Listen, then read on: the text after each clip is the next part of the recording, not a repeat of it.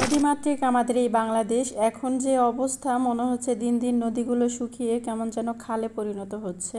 আর এর জন্য কিন্তু আমরা নিজেরাই দায়ী, অন্য কেউ কিন্তু দায়ী না, তাই না? আর এই তো চলে আসছি আমি আমাদের বাসার পাশে যে নদীটা আছে সেই নদীতে। এই নদীটা কিন্তু আমাদের বাসা থেকে অনেক কাছে, ওই যে দেখতে পাচ্ছেন আমাদের বাসার রাস্তা, আর এই তো হচ্ছে নদী। আর এই সিঁড়িটা নতুনই দিয়েছে। আর এই তো দেখতে পাচ্ছেন নদীটা যে কত ভালো লাগে, কেউ নিজের চোখে না দেখলে হয়তো বুঝতেই পারবে না। আর আমি যখন নদী দেখতে গিয়েছিলাম তখনই জেলেরা মাছ ধরতেছিল। এটা কিন্তু একেবারেই নতুন কিছু না, জেলেরা প্রতিনিয়তই এখানে মাছ ধরে।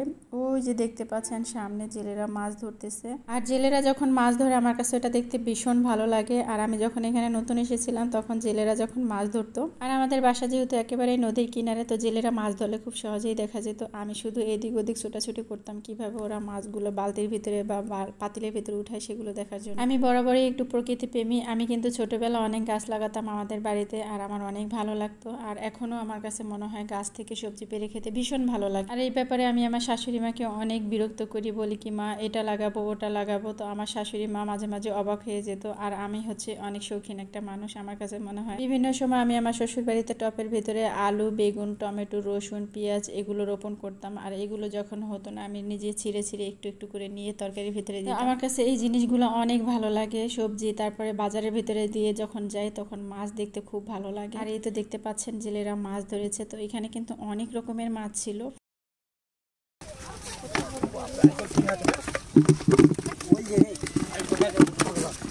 কুড়ি বিক্রি হবে? দেখি বাবু দেখে বিক্রি হয়েছে। কুড়ি বিক্রি হবে? আর 5,000 ভেঙে দেবে যেদিকে টানেন।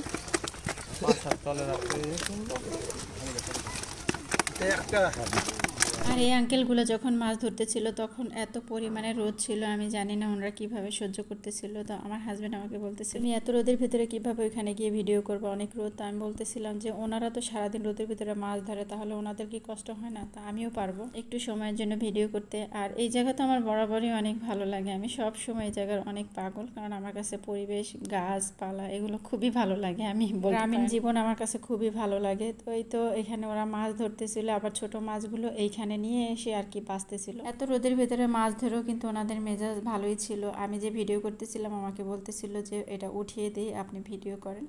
তাই আমি বলতেছিলাম যে না দরকার নেই, এটুকু ভিডিও করি, মাছ লাফ দিয়ে পড়ে যাবে। বলতেছে না কোনো সমস্যা নেই, আপনি ভিডিও করেন। তো এই তো মাছগুলো, আর এই মাছগুলো ওনাদের হাসি, তাই না? আমার কাছে এত ভালো লাগে যখন গরিব মানুষ যে জিনিসটার উদ্দেশ্যে কাজে নামে সেই জিনিসটা যদি সফল হয়, আর তাদের মুখে হাসি, ওই এক ফোঁটা হাসির অনেক মূল্য। আর এখন যে তাপমাত্রা, এখন তো হচ্ছে 42 ডিগ্রি 43 ডিগ্রি তাপমাত্রা, তো এই তাপমাত্রার ভিতরে হচ্ছে ওনারা মাছ ধরতেছে। এই মাছগুলো বিক্রি করে ওনারা ওনাদের পরিবারের মুখে হাসি ফোটাবে। আর ওইখানে কিন্তু হিন্দু মুসলিম একত্রিত মাছ ধরতেছিল, ওনাদের মনে কোনো রকমের কোনো অহংকার নেই কে হিন্দু কে মুসলিম। আসলে এটাই মানুষ হওয়া উচিত, এরকমই হওয়া উচিত, কোনো অহংকার রাখা কিন্তু একেবারেই উচিত না। মানুষ মানুষের প্রতি ভালোবাসা থাকবে, এটাই স্বাভাবিক। কে কোন ধর্মে সেটা হচ্ছে পরের কথা, সবাই মিলেমিশে থাকাটাই হচ্ছে বড় কথা।